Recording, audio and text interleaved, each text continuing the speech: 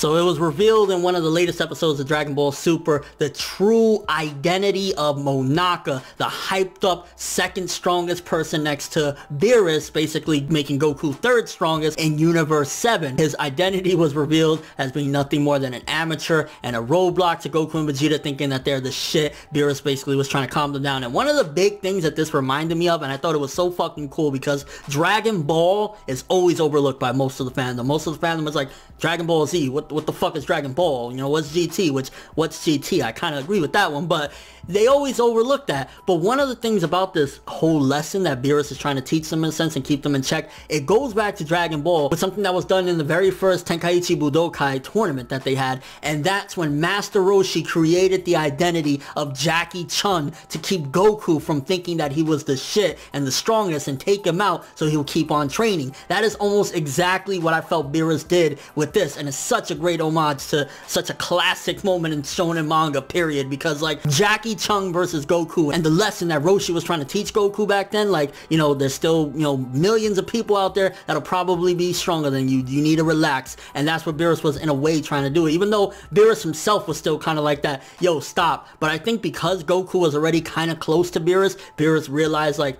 yo, you know, he can pass me and it's not going to take that much, so let me put in even another roadblock, like, yo, even this dude is stronger than you, so that way you can calm him down. And I loved it. I mean, personally, I think it's disappointing in a certain regard, because Monaka was like, oh man, I really want to see, but it was already hinted the past, I want to say 3-4 episodes of Monaka's identity, between like him just kind of sitting there and being weird and shit like that. A lot of people theorized, which it would have been really cool if he had like some bulky ass transformation and was crazy strong, but we have the revelation now. He's nothing more than an amateur. He's not strong at all. The glass not hitting him was a freak accident. When Vegeta smashed the glass trying to kill Magetta, like, it was all an accident. Monaka is weak. So in that regard, it's kind of like, damn, you know, I wanted to see a beast right there. But then at the same time, again, I appreciate more the lesson that Beerus was trying to teach them, and kind of keeping their egos grounded, in a sense, like, you guys think you're strong, but you're really not that strong. You know, he was trying to tell them to keep on going, basically push them forward. Monaka is a central piece of what Beerus is trying to teach them, but in essence, why is he doing this? Why does he want Goku and Vegeta to become stronger? Is it because he himself wants to be defeated by them? Is it because he wants a better challenge? Is it because he wants to give them roles as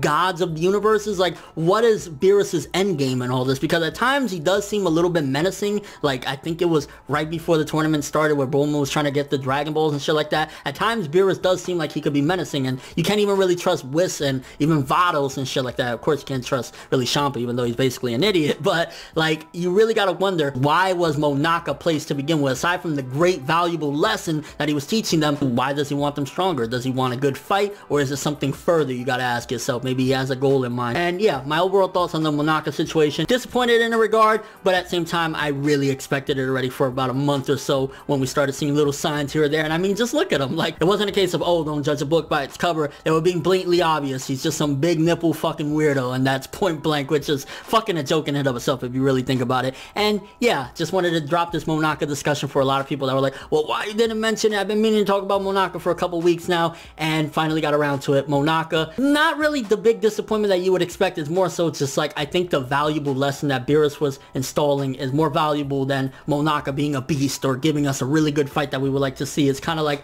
Jackie Chun all over again, and I can do nothing but appreciate the fuck out of that. But let me know what you guys think about this whole Monaka situation. Do you think that Monaka is disappointing for being weak, or did you expect it all along? How do you feel about Beerus' lesson that he's trying to teach Goku and Vegeta? And what is it that Beerus wants out of all this? Why does he want Goku and Vegeta to continue getting stronger? Does he want a good fight? Does he have roles for them? Is there a war approaching that he wants really strong fighters that can actually take out other people? And just your overall thoughts on Monaka. I mean, I doubt we're going to see much of him after this tournament, because he was just basically there like a placeholder, but who knows, if the secret isn't really discovered by every single person, maybe Beerus will keep this dangling a little bit longer to fuck with Goku and Vegeta. I mean, Piccolo knows about it, but yeah, again, time will tell Monaka's place in the story. I don't think he'll last much longer after Universe 6 though. Any overall thoughts? But thanks for watching. If you enjoyed anything about this video, make sure to drop me a like. I'd greatly appreciate it. And if you want more from me, make sure to subscribe, follow me on Twitter, Instagram, and stalk me on Facebook to get more when the video ends. I'm ForneverWorld, and as always, people, have an awesome day.